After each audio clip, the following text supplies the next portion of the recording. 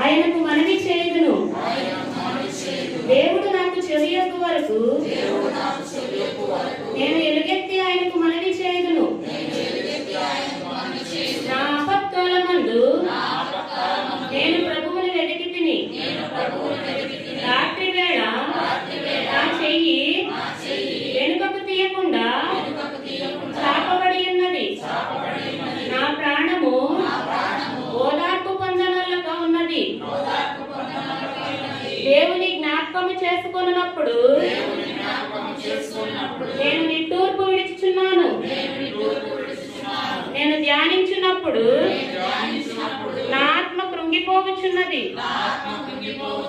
నీవు నా కన్నులు మూతపడనీయవు.